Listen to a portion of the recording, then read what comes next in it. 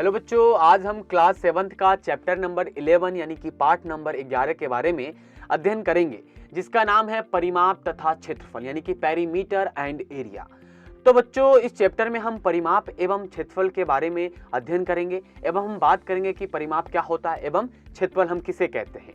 तो अगर आपको याद हो तो बच्चों, आपने क्लास 6 में भी परिमाप तथा क्षेत्रफल के बारे में अध्ययन कर चुके हैं।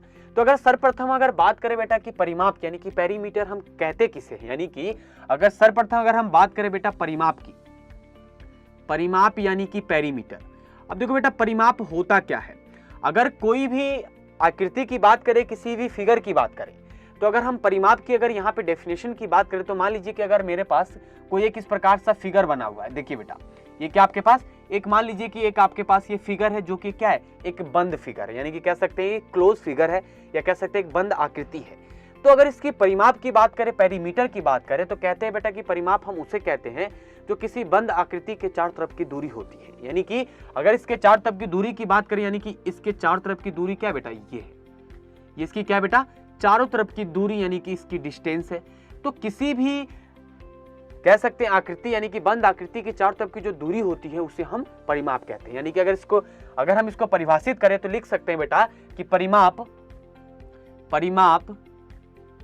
किसी बंद आकृति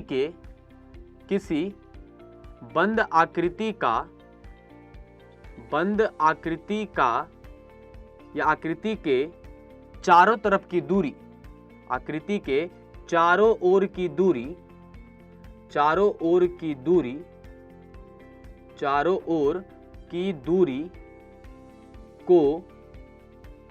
दूरी को परिमाप यानी कि पेरीमीटर कहते हैं।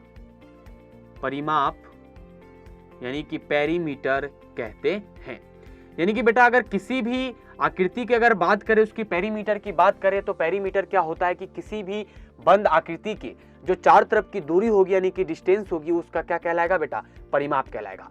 अगर मान लीजिए कि कोई भी आकृति की बात हो रही, कोई भी बंद आकृति की बात हो रही है, अगर मान लीजिए कि अगर हमारे पास यहाँ पे कुछ इस प्रकार से कोई आकृति हो, मान लीजिए कि त्रिभुजाकार है यानी कि त्रिभुज के आकार की है, तो ये भी क्या है, इसका बंद आकृति है। तो इस बंद आकृति की अगर हम डिस्टेंस की बात करें यानी कि चारों तरफ की दूरी की बात करें, तो ये क्या बेटा, इसकी चारों तरफ की दूरी यानी कि इसकी डिस्टेंस है। तो ये इस आकृति का क्या कहलाएगा बेटा, परिमाप कराएगा। यानी कि चारों तरफ की जो कुल दूरी होगी, कुल डिस्टेंस होगा, या कह सकते हैं टोटल जो डिस्टेंस होगा, वो किसी आकृति का परिमाप कहलाएगा। अगर इसकी परिमाप की बात अगर हम कर रहे हैं बेटा, अगर इसकी क्षेत्रफल की बात करें कि क्षेत्रफल क्या होता है, तो मान लीजिए अगर हम क्षेत्रफल की बात करें यानी कि एरिया की बात करें, तो किसी भी आकृति का क्षेत्रफल किसे हम कहते हैं, क्षेत्रफल यानी कि एरिया। अब देखो बेटा, यहाँ पे आपने समझा कि ऐसा आकृति यानी कि ऐसी बंद आकृति जिसकी चारों तरफ की जो दूरी होती है उसे हम परिमाप कहते हैं। अब क्षेत्रफल की जब बात आएगी बेटा, तो हम कहते हैं कि किसी भी बंद आकृति द्वारा जो घिरे गए कह सकते हैं तल के भाग या क्षेत्र को हम क्या कहते हैं, क्षेत्रफल कहते हैं। यानी कि अगर हम इसको परिभाषित करें तो बेटा लिख सकते हैं किसी बंद आकृति द्वारा यानी किसी कह सकते हैं क्लोज फिगर द्वारा, किसी बंद आकृति द्वारा घेरे गए तल के भाग या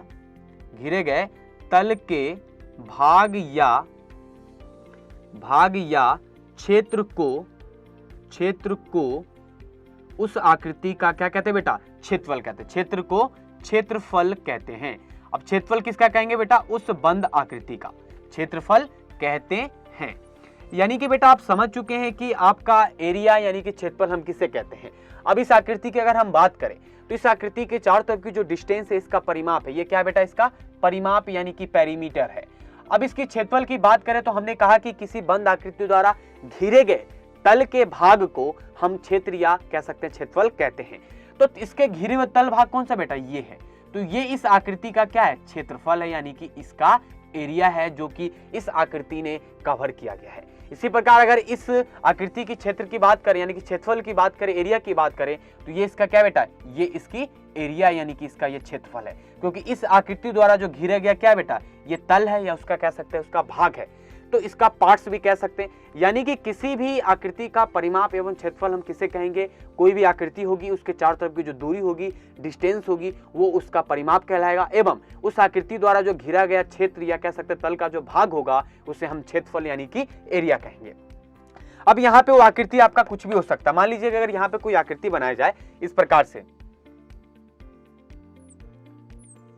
ये देखिए बेटा, यहाँ पे अगर मैंने ये आकृति बनाया जो कि एक समझ सकते हैं एक फूल के आकार का है, तो अगर इस आकृति की परिमाप की बात करें यानी कि पेरीमीटर की बात करें तो इसका परिमाप क्या हो जाएगा बेटा, यहां से लेकर यहां तक की दूरी, यहां से लेकर यहां तक की दूरी, और यहां से लेकर बेटा आपका कहां तक, यहां तक की दूरी। यानी कि जितनी इसकी कुल डिस्टेंस है, ये चारों तरफ की जो दूरी है, इसका क्या है, परिमाप यानी कि पेरीमीटर है। अब अगर इस आकृति का अगर आपको क्षेत्रफल ज्ञात करना है यानी कि एरिया फाइंड करना है, तो एरिया फाइंड करने का मतलब है क्या बेटा कि इसको फाइंड करना है हमें। जितना इसने एरिया को क्या किया बेटा, कवर किया यानी कि घेरा हुआ है, उस एरिया को हम कहते हैं क्षेत्रफल। यानी कि इसका अगर क्षेत्रफल फाइंड करना है, इसका मतलब इसके चारों तरफ की कह सकते हैं ये जो अंदर की जो तल है, जो भाग है, जो एरिया है, उसको हम फाइंड करेंगे। तो बच्चों आपको समझ में आ गया कि परिमाप तथा क्षेत्रफल क्या होता है। तो इसी क्रम में आगे बढ़ते बच्चों हम बात करेंगे अब इस चैप्टर के अपने नेक्स्ट टॉपिक का, और समझेंगे कि परिमाप तथा क्षेत्रफल से संबंधित जितने भी हमारे पास आकृति है उनका परिमाप क्या होता है एवं उनके क्षेत्रफल क्या होते हैं। तो इसी क्रम में बढ़ते बच्चों हम बात करते हैं चैप्टर के अपने नेक्स्ट टॉपिक का।